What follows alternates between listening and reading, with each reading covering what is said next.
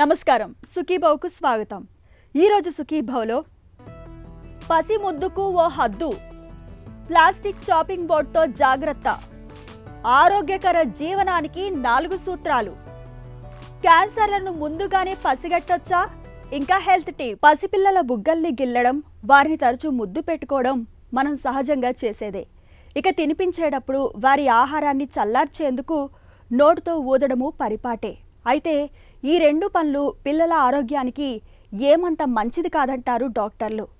పసిపిల్లలకు తరచూ ముద్దులు పెట్టడం, తినిపించే ఆహారంపై నోటుతో ఊదడం వల్ల మన నోట్లోని లాలాజలం, అందులోని బ్యాక్టీరియాను పిల్లలకు సోకే ప్రమాదం ఉంటుందట. ఆసక్తికరమైన ఈ విషయం గురించిన పూర్తి వివరాల్ని ఇప్పుడు తెలుసుకుందాం. పిల్లలను ముద్దు పెట్టుకోవటం, తినిపించేటప్పుడు ఆహారంపై ఊదటం, ఇవన్నీ తల్లిదండ్రులు ఎంతో ప్రేమతో చేసే అతి సాధారణ చర్యలు. కానీ ఇవే పిల్లల్లో దంతక్షయానికి, నోటి అనారోగ్యానికి కారణమవుతాయని చెబుతారు నిపుణులు. పిల్లల దంతాలు మృదువైన ఎనామిల్ను కలిగి ఉంటాయి. బ్యాక్టీరియా దాడికి త్వరగా గురవుతాయి. తల్లిదండ్రులు లేదా సంరక్షకుల నుంచి స్ట్రెప్టోకాకస్ మ్యూటాన్స్ బ్యాక్టీరియా పిల్లలకు సంక్రమిస్తే అది వారి నోటిలో స్థిరపడి దంతక్షయానికి దారితీస్తుంది. సాధారణంగా పిల్లలకు ఆహారం తినిపించేటప్పుడు వేడి చల్లార్చడానికి నోటితో ఉఫ్ ఉఫ్ అని ఊది పెడుతూ ఉంటారు. అలా ఊదినప్పుడు లాలాజల బిందువులు ఆహారంపై పడే అవకాశం ఉంటుంది. అలా ఆహారంపై పడిన లాలాజల బిందువుల్లోని బ్యాక్టీరియా నేరుగా చిన్నారుల నోట్లోకి చేరిపోతుంది. పెద్దవారు తిన్న ప్లేట్లోనే పిల్లలకు పెట్టినా, తామొక ముద్ద తింటూ చిన్నారులకు మరో ముద్ద పెడుతున్నా, వారు తాగిన గ్లాస్తో నీళ్లు తాగించినా సూక్ష్మక్రిములు పిల్లలకు వ్యాప్తి చెందుతాయని హెచ్చరిస్తున్నారు డాక్టర్లు. యాక్చువల్గా ఏంటంటే మనకి డెంటల్ డిజీజెస్ అంటే ఈ దంతాలకు చిగుళ్ళకు సంబంధించిన రోగాలు కానీ ఇవి హెరిడిటరీ కాదంటే వంశపారంపర్యంగా వచ్చే రోగాలు కావండి. ఇందులో ఏంటంటే కొన్ని కేసెస్లో స్పెసిఫిక్గా మేము అబ్జర్వ్ చేసింది వీళ్ళ దగ్గర ఉన్న బ్యాక్టీరియా ఇన్ఫెక్షన్ పిల్లలకు ఎలా స్ప్రెడ్ అవుతుందని చూసినట్టయితే, పిల్లలు అంటే తల్లిదండ్రులు చిన్నపిల్లలు బాగా ముద్దాడుతూ ఉంటారు, దగ్గరకు వచ్చేసి బాగా ముద్దాడుతుంటారు.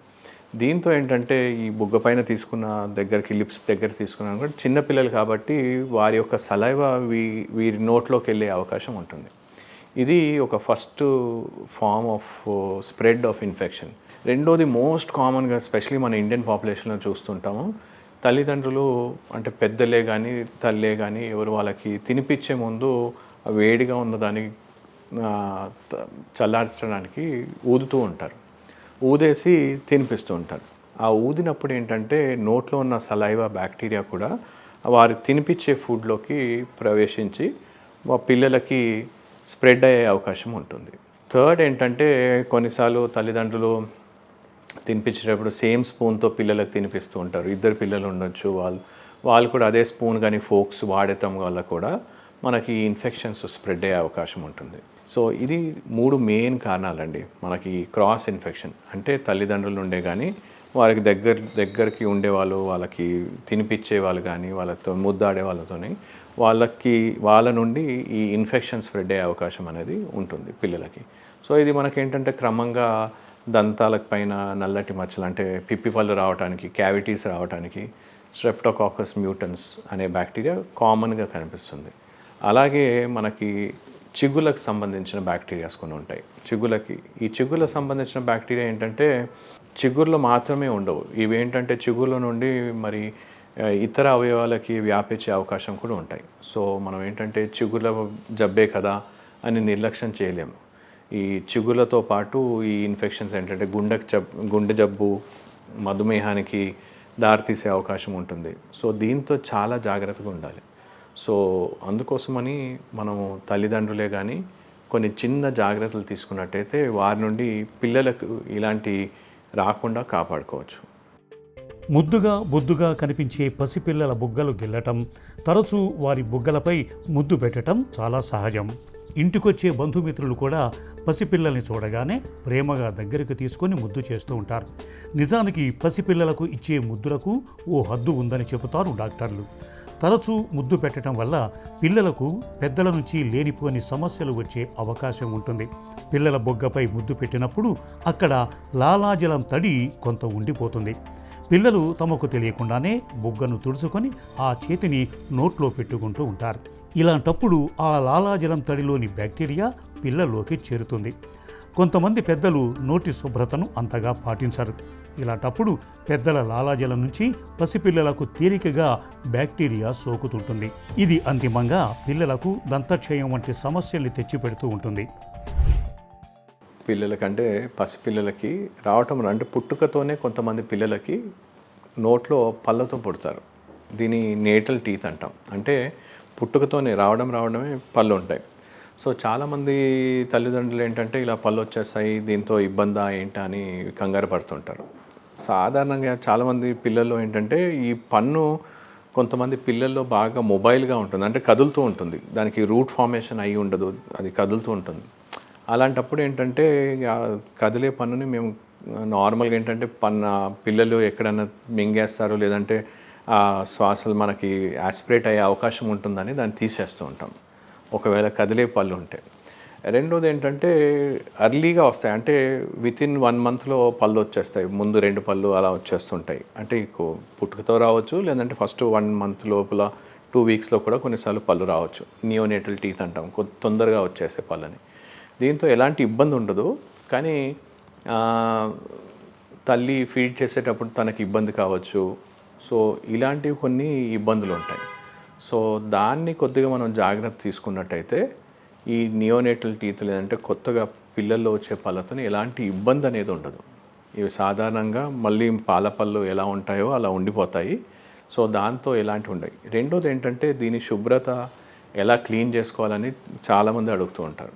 సో నార్మల్గా మేము ఏమంటామంటే బ్రష్ పేస్ట్ కాకుండా ఈ సమయంలో ఫస్ట్ 6 months to 1 year వరకు జస్ట్ నీళ్ళతో కొద్దిగా క్లీన్ చేస్తే ఆ పాల పళ్ళు అంటే ఈ నియోనేటల్ టీత్ వచ్చిన దాన్ని నీళ్ళతో తిన్నప్పుడల్లా లేదంటే పాలతో తీసుకున్న తర్వాత కూడా దాన్ని క్లీన్ చేసుకొని ఉన్నట్టయితే దానికి ఎలాంటి ఇన్ఫెక్షన్ రాకుండా మనం కాపాడుకోవచ్చు. సాధారణంగా మేబీ ఒక 6 months 6 నెలల తర్వాత స్లోగా ఫింగర్ బ్రష్తో కానీ మనం ఫింగర్ బ్రష్తో క్లీన్ చేస్తానికి కూడా అవకాశం ఉంటుంది. సో ఇలా మనం చిన్న జాగ్రత్తలు తీసుకున్నట్టయితే మనకి ఎలాంటి ఇబ్బంది లేకుండా మనం చూసుకోవచ్చు. చిన్నతనంలో పిల్లలకు బ్యాక్టీరియా ఇన్ఫెక్షన్లు ఎక్కువగా సోకుతుంటాయి. ఇందుకు పాల పీకను ఒక ప్రధాన కారణంగా చెప్పుకోవచ్చు. పిల్లలకు పాల సీసా నోటి దగ్గర పెట్టి వాళ్ళు తాగుతున్నారు కదా అని పెద్దలు తమ పనులు చేసుకుంటూ ఉంటారు. పిల్లలు పాలను తాగటం ఆపేసినా సీసా నుంచి బయటకు వచ్చిన పాలు నోట్లో నిలిచిపోతాయి. ఇలాంటప్పుడు పిల్లల నోటిని శుభ్రం చేయకుండా వదిలేస్తే సూక్ష్మక్రిములు పెరుగుతాయి. సాధారణంగా చిన్నారుల్లో 6 నెలల వయసు వచ్చాక దంతాలు రావటం ప్రారంభమవుతుంది. 2.5 ఏళ్ల వయసుకు పూర్తి స్థాయిలో పాల దంతాలు వస్తాయి. వాటిపై నల్లటి మచ్చలు కనిపిస్తే మాత్రం వెంటనే దంత వైద్యుడి వద్దకు తీసుకువెళ్ళాలి. పాల పళ్ళు ఎలాగూ పోతాయి కదా అని కొందరు తల్లిదండ్రులు దంతాలపై మచ్చలున్నా పట్టించుకోరు. కానీ ఆ మచ్చలు ఇన్ఫెక్షన్గా మారి శాశ్వతంగా దుష్ప్రభావం చూపుతాయని చెబుతారు డాక్టర్లు. చిన్నపిల్లల్లో తల్లిదండ్రులు తెలియకుండా ఏంటంటే పడుకోవడానికి పాల పీకను పాలు అలా నోటికి అందిస్తూ ఉంటారు. సో దీంతో ఏంటంటే చిన్నపిల్లలకి పంటిపైన అన్ని కేరీస్, ర్యాంపెంట్ కేరీస్ అని కనిపిస్తుంది. అంటే పిల్లలు పడుకునేటప్పుడు నోట్లో పాల పీక ఉన్నట్టయితే ఆ పాలు అలాగే నిలువుగా నోట్లో ఉండి దాంట్లో ఉన్న చక్కెర పదార్థాలు మన పళ్ళని తినేస్తాయి. అలాంటప్పుడు చాలా చిన్న ఏజ్లో ఆల్మోస్ట్ 2 to 3 years ఏజ్ పళ్ళు వచ్చే సమయంలోనే పళ్ళపైన అన్ని నల్లటి మచ్చలు, ర్యాంపెంట్ కేరీస్ అంటాం, అన్ని పళ్ళపైన మచ్చలు, నల్లటి మచ్చలు, పిప్పలు కనిపిస్తూ ఉంటాయి. సో దీన్ని ర్యాంపెంట్ కేరీస్ అంటాం. సో అందుకోసమని ఎప్పుడే కానీ పడుకునేటప్పుడు అలా పడుకునే శిశువుకి నోట్లో పాల పీకనివ్వకూడదు. ఆ టైంలో కావాలంటే తినేసిన తర్వాత జస్ట్ నీళ్ళు తాగిన తర్వాత నోటిని క్లీన్ చేసేస్తే జస్ట్ కాటన్తో క్లీన్ చేసినా సరిపోతుంది. దీనివల్ల ఈ ర్యాంపెంట్ కేరీస్ అనేది ఎక్కువగా చూస్తుంది. అంటే రావటమే పంటిపైన నల్లటి మచ్చలు ఇలాంటివి కనిపిస్తూ ఉంటాయి. సో వీటికి మళ్ళీ మనం ఫిల్లింగ్స్ చేయడం కానీ ఏ స్టేజ్లో ఉంది చూసి గుర్తించి దానికి చికిత్స చేస్తూ ఉంటాం. తల్లిదండ్రులు ఎప్పుడే కానీ పిల్లలకి బ్రష్ చేయడానికి ఎలా వాళ్ళు బ్రష్ చేస్తారు పిల్లలు చూస్తూ ఉంటారు, వాళ్ళకి రోల్ మోడల్ లాగా ఉండాలి. సో తినే ఆహారమే కానీ తినే పద్ధతులు కానీ వారి యొక్క హ్యాబిట్స్ని వారు కరెక్ట్గా చూసినట్టయితే పిల్లలు కూడా వాళ్ళని కరెక్ట్గా ఫాలో అవుతారు. పసిపిల్లలు ఆరోగ్యంగా ఎదగాలంటే తల్లిదండ్రులు కూడా తమ ఆరోగ్యం విషయంలో శ్రద్ధగా ఉండాలి. ముఖ్యంగా తమ నోటి ఆరోగ్యాన్ని జాగ్రత్తగా చూసుకోవాలి. అప్పుడే పెద్దల నుంచి పిల్లలకు బ్యాక్టీరియా సోకే ముప్పు తగ్గుతుంది. ఇక చక్కెర ఎక్కువగా ఉండే ఆహారాలు లేదా పానీయాలను పిల్లలకు పట్టించడాన్ని తగ్గించాలి. పిల్లలకు తమంతట తామే దంతాలను శుభ్రం చేసుకునే వయసు వచ్చాక రోజుకు 2 సార్లు పళ్లను శుభ్రం చేసుకునేలా తల్లిదండ్రులు ప్రోత్సహించాలి. చెంచాలు, గరిటెలు, టూత్ బ్రష్లను ఎవరికి వారే ప్రత్యేకంగా ఉంచుకోవాలి. 6 నెలలకు ఒకసారి దంత వైద్యునితో చెకప్ చేయించటం అన్ని విధాలా మేలు. హెల్త్ న్యూస్ మీకోసం. కంటికి కనిపించని శత్రువుతో పోరాడటం కష్టమే. ఇక్కడ మన కంటికి కనిపించని ఆ శత్రువే మైక్రోప్లాస్టిక్. తినే తిండిలో, తాగే నీటిలో చేరిపోయి అక్కడి నుంచి సూక్ష్మాతి సూక్ష్మమైన ప్లాస్టిక్ కణాలు మన శరీరంలోకి చేరిపోతున్నాయి. కాయగూరలు తరగడానికి వాడే ప్లాస్టిక్ చాపింగ్ బోర్డు కూడా ఇందుకు ఒక కారణమని అంటున్నారు చైనాలోని నానింగ్ యూనివర్సిటీకి చెందిన శాస్త్రవేత్తలు. పరిశోధనలో భాగంగా వేర్వేరు రకాల ప్లాస్టిక్ బోర్డులను తీసుకుని వాటిపైన తరిగిన కాయగూరలతో చేసిన వంటకాల్ని పరిశీలించినప్పుడు అన్ని బోర్డులు కాస్త అటూ ఇటూగా తరిగిన ప్రతిసారి 300 మైక్రోప్లాస్టిక్ కణాలను వంటల్లోకి చేరవేస్తున్నట్లు పరిశోధకులు గుర్తించారు. అంటే ఏడాదికి సుమారుగా ఒక్కో బోర్డు నుంచి 50 గ్రాముల వరకు మైక్రోప్లాస్టిక్ మన పొట్టలోకి చేరుతుందట. ఇక పాత బోర్డులు అయితే మరీ ఎక్కువగా ఈ కణాలను చేరవేస్తున్నాయట. ఇలా పొట్టలోకి వెళ్లిన ప్లాస్టిక్ కణాలు రక్తంలోకి చేరి గుండె జబ్బులకు కారణం అవడమే కాకుండా పేగుల్లోని బ్యాక్టీరియా బ్యారియర్ను కూడా దెబ్బతీస్తున్నాయని పరిశోధకులు వివరిస్తున్నారు. ఈ గట్ బ్యాక్టీరియాలో ఉండే ఒక వ్యవస్థ మనం తిన్న ఆహారం నుంచి పోషకాలను మాత్రమే తీసుకుని వ్యర్థాలను బయటకు నెట్టివేస్తుంది. ఈ వ్యవస్థ పాడైతే ప్రాణాంతక వ్యాధులు దాడి చేస్తాయని తాజా పరిశోధన స్పష్టం చేస్తోంది. ఈ నేపథ్యంలో ప్లాస్టిక్ చాపింగ్ బోర్డులను వాడకపోవడం మేలని, తప్పనిసరి వాడిన పాత బోర్డులను మార్చడం, వాటిని వీలైనంత శుభ్రంగా ఉంచుకోవాలని పరిశోధకులు సూచిస్తున్నారు. ఆరోగ్యంగా జీవించడానికి ఏం చేయాలన్న దానిపై మనలో చాలా మందికి చాలా సందేహాలే మనసులో మెదులుతుంటాయి. నిజానికి పెద్దగా ఏం చేయక్కర్లేదు. 4 అంటే 4 సూత్రాల్ని నిత్యం అమల్లో పెడుతుంటే చాలంటారు డాక్టర్లు. నడక, నీళ్లు, ఆహారం, వ్యాయామం, ఈ 4 విషయాల్లో తగిన జాగ్రత్తలు తీసుకోవడం ద్వారా ఆరోగ్యకరంగా ఎలా జీవించొచ్చో ఇప్పుడు తెలుసుకుందాం.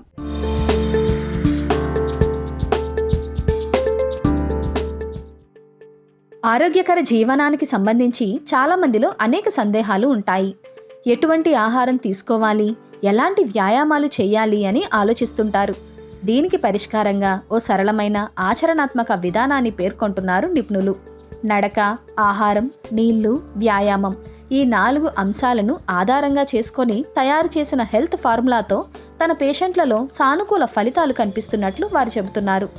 ఈ 4 ఆరోగ్య సూత్రాలను పరిశీలిస్తే నడక అనేది సరైన విధానంలో చేస్తే మంచి ఫలితాలు సాధించవచ్చు. ఏ వయసులోనైనా దీన్ని ప్రారంభించవచ్చు. ముందు జాగ్రత్త చర్యగా మెడికల్ చెకప్ చేయించుకుంటే మేలు.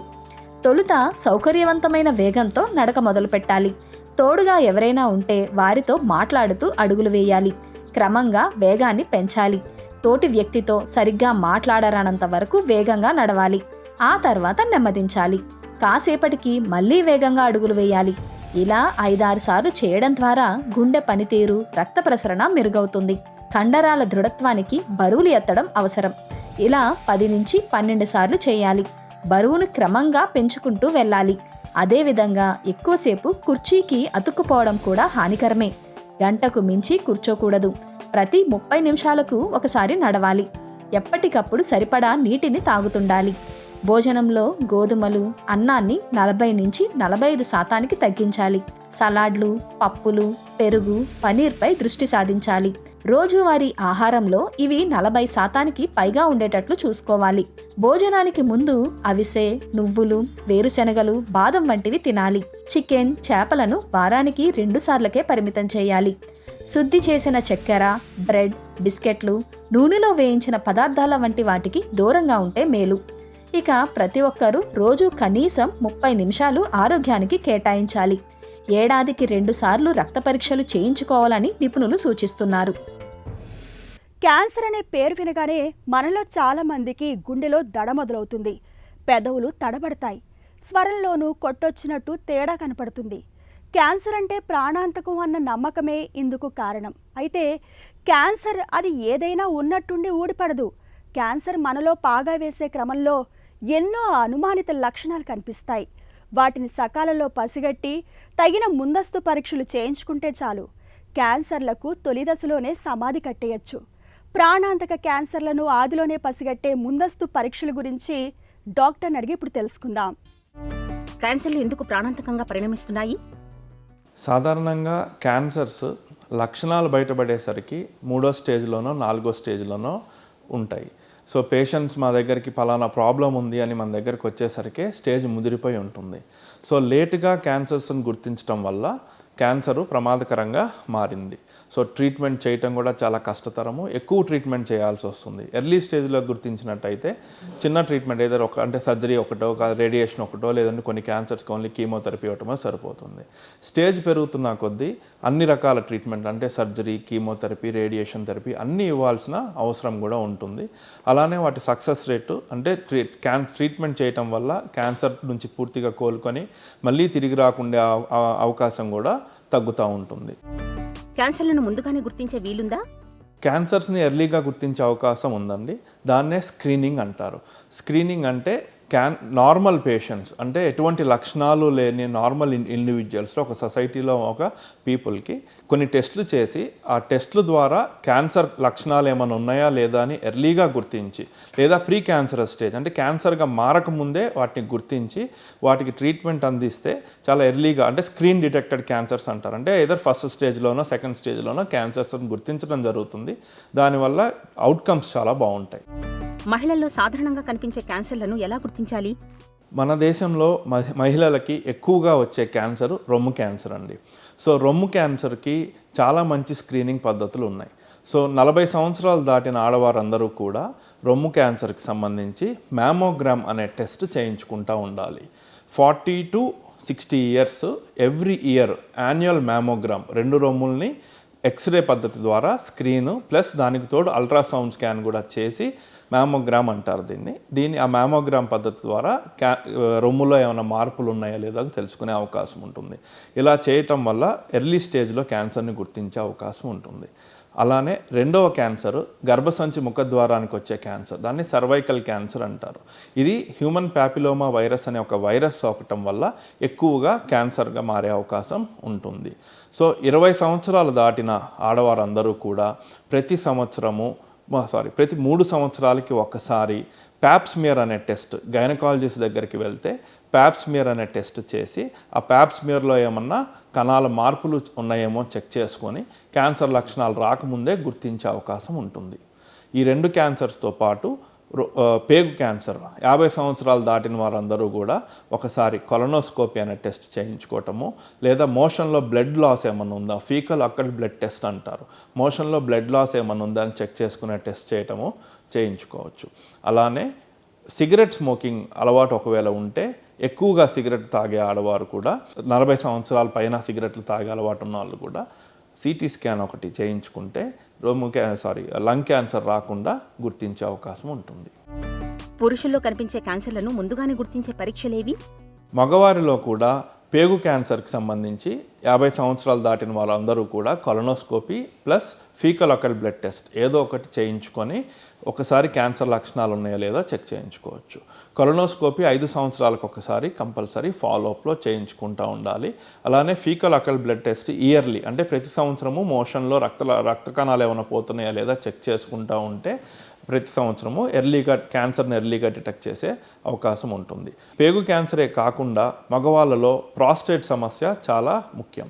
ఈ ప్రాస్టేట్ సంబంధించి ప్రాస్టేట్ క్యాన్సర్కి సంబంధించి ప్రాస్టేట్ స్పెసిఫిక్ యాంటీజెన్ అనే టెస్ట్ ఉంటుంది, బ్లడ్ టెస్ట్, చిన్న బ్లడ్ టెస్ట్.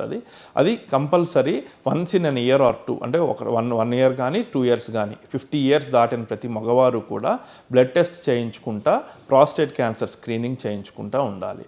ఏమన్నా టెస్ట్లో తేడాలు ఉంటే దానికి సంబంధించి ఫిజికల్ ఎగ్జామినేషన్ అండ్ స్కాన్స్ చేసి ప్రాస్టేట్ గ్రంథిలో ఏమన్నా తేడాలు ఉన్నాయా లేదా చెక్ చేసుకొని అది క్యాన్సర్ లక్షణాలు ఉన్నాయా లేదా అని గుర్తించి ట్రీట్మెంట్ చేయించుకుంటే చాలా ఎర్లీగా జబ్బును జయించవచ్చు. పిల్లలకు సంబంధించిన క్యాన్సర్ల విషయంలో పరీక్షలు ఏమైనా ఉన్నాయా? పిల్లలకి సాధారణంగా స్క్రీనింగ్ పద్ధతుల ద్వారా క్యాన్సర్ని గుర్తించే అవకాశం చాలా తక్కువ. పెద్దవాళ్ళతో పోల్చుకుంటే పిల్లలకు వచ్చే క్యాన్సర్స్ కొంచెం అరుదుగా ఉంటాయి. అలానే ఆ వచ్చే క్యాన్సర్స్ ఎక్కువగా బ్లడ్ క్యాన్సర్స్ లాగా రావచ్చు, లేదా న్యూరోబ్లాస్టోమా అని, రెటినోబ్లాస్టోమా అని, లేదా కిడ్నీ క్యాన్సర్, నెఫ్రోబ్లాస్టోమా అని, ఇలాంటి క్యాన్సర్స్ లక్షణాలను బట్టే ఉంటాయి. వాటికి స్క్రీనింగ్ పద్ధతుల ద్వారా తెలుసుకునే అవకాశం ఉండదు. అలానే ఏమన్నా స్ట్రాంగ్ ఫ్యామిలీ హిస్టరీ, అంటే వంశపారంపర్యంగా వాళ్ళ ఆ పిల్లగాడి వంశంలో ఏమన్నా క్యాన్సర్స్ 2-3 తరాలు క్యాన్సర్ బారిన పడిన వాళ్ళు ఎవరైనా ఉంటే ఆ క్యాన్సర్స్కి సంబంధించిన జెనెటిక్స్ అసెస్మెంట్ చేయించుకొని వాళ్ళకి హై రిస్క్లో ఉన్నట్టయితే స్క్రీనింగ్స్ చేస్తారు ఆ పలానా క్యాన్సర్స్కి సంబంధించి. జనరల్గా స్క్రీనింగ్ పద్ధతుల ద్వారా పిల్లల్లో చెక్ చేసే క్యాన్సర్స్ అయితే ఉండవు. ముందస్తు క్యాన్సర్ పరీక్షలపై ఎలాంటి అవగాహన అవసరం? క్యాన్సర్ స్క్రీనింగ్స్ అనేవి ఇప్పుడు ఒక ఆప్షన్ కాదండి, అదొక మ్యాండేటరీ. ఇప్పుడు కంపల్సరీ ప్రతి ఒక్కళ్ళు కూడా క్యాన్సర్ స్క్రీనింగ్ అనేది చేయించుకోవాల్సిన అవసరం ఉంది. ఎందుకంటే క్యాన్సర్ అనేది చాలా ఎక్కువ అవుతుంది. ఇప్పుడు ఇవాళ రేపు క్యాన్సర్ బారిన పడే వాళ్ళు కూడా ప్రతి సంవత్సరము నెంబర్ పెరుగుతూ ఉంది. అలాంటప్పుడు మనం దాన్ని ఎర్లీగా డిటెక్ట్ చేయగలిగితే ఈ క్యాన్సర్ని ఈజీగా జయించవచ్చు. సో స్క్రీనింగ్ అనేది ఫస్ట్ స్టార్ట్ అయ్యేది ఆడవాళ్ళలో 21 years, 20 సంవత్సరాలు దాటిన ప్రతి ఆడవారు కూడా సర్వైకల్ క్యాన్సర్ స్క్రీనింగ్ అనేది కంపల్సరీ చేయించుకోవాల్సిందే. దాన్ని ప్యాప్స్మియర్ టెస్ట్ అంటారు. ప్యాప్స్మియర్ టెస్ట్ చేయటం వల్ల 99% ఎర్లీగా డిటెక్ట్ చేసి క్యాన్సర్ని జయించే అవకాశం ఉంటుంది. అలానే 40 సంవత్సరాలు దాటిన ప్రతి ఆడవారు కూడా రొమ్ము క్యాన్సర్ స్క్రీనింగ్ స్టార్ట్ చేయాలి. ఇదే కాకుండా పేగు క్యాన్సర్ 50 సంవత్సరాలు దాటిన వారు పేగు క్యాన్సర్కి స్క్రీనింగ్ స్టార్ట్ చేయాలి. మగవాళ్ళలో అయితే పేగు క్యాన్సర్ స్క్రీనింగ్తో పాటు ప్రాస్టేట్ క్యాన్సర్ స్క్రీనింగ్ 50 సంవత్సరాలు దాటిన వాళ్ళు ప్రాస్టేట్ క్యాన్సర్ స్క్రీనింగ్ స్టార్ట్ చేయాలి. అన్నిటికన్నా ఎక్కువ కారణం క్యాన్సర్కి సిగరెట్ స్మోకింగ్ ఇవాళ రేపు. So any history of cigarette smoking, అంటే సిగరెట్ తాగే అలవాటు ఉండి పొగాకు గుట్కాలు ఇవి తినే అలవాటు ఉన్న వాళ్ళు కూడా గొంతు క్యాన్సర్ స్క్రీనింగ్ స్టార్ట్ చేయవచ్చు. ఊపిరితిత్తుల క్యాన్సర్ స్క్రీనింగ్ మాత్రం minimum 40 pack years of cigarettes అంటారు. అంటే ఒక 30-40 ఏళ్ళు సిగరెట్ తాగిన అలవాటు ఉన్న వాళ్ళు 45 years to 50 years నుంచి లో డోస్ సిటీ స్కాన్ అంటారు. ఒక రెగ్యులర్ సిటీ స్కాన్తో పోల్చుకుంటే దీనికి రేడియేషన్ ఎఫెక్ట్ తక్కువగా ఉంటుంది. సో ఈ లో డోస్ సిటీ స్కాన్ చేయించుకొని ఊపిరితిత్తుల్లో ఏమన్నా గడ్డలు కానీ ఊపిరితిత్తుల్లో ఏమైనా కణితులు స్టార్ట్ అవుతున్నాయని చెక్ చేయించుకోవాలి. అలానే స్మోకింగ్ సిసేషన్, పూర్తిగా సిగరెట్లు ఆపేయటము, ఆల్కహాల్ బంద్ చేయటము ఇలాంటివి చేస్తూ ఉంటే క్యాన్సర్ రాకుండా మనం కాపాడుకోవచ్చు. క్యాన్సర్లను ముందుగానే పసిగట్టేందుకు ఇవాళ మెమోగ్రామ్, పిఎస్ఏ వంటి చాలా రకాల స్క్రీనింగ్ పరీక్షలు అందుబాటులో ఉన్నాయి. అనుమానిత లక్షణాలు కనిపిస్తున్నప్పుడు ఆలస్యం చేయకుండా పరీక్షలు చేయించుకుంటే చాలు. క్యాన్సర్లను ముందుగానే పసిగట్టొచ్చు, వాటికి ఆదిలోనే అడ్డుకట్ట వేయొచ్చు. ఇక ఈరోజు కార్యక్రమాన్ని ముగించే ముందు ఒక చిన్న చిట్కా మీకోసం. ఒంట్లో కొవ్వు నిల్వల్ని తగ్గించుకునేందుకు భోజనానికి ముందు సూపుల్ని తాగటాన్ని అలవాటు చేసుకోండి. దీంతో మితాహారం తీసుకోవడం అలవాటవుతుంది. ఆహారంలో పోషకాలు తగ్గడంతో ఒంట్లో కొవ్వు కూడా తగ్గుతుంది, శరీర బరువు కూడా అదుపులోకి వస్తుంది.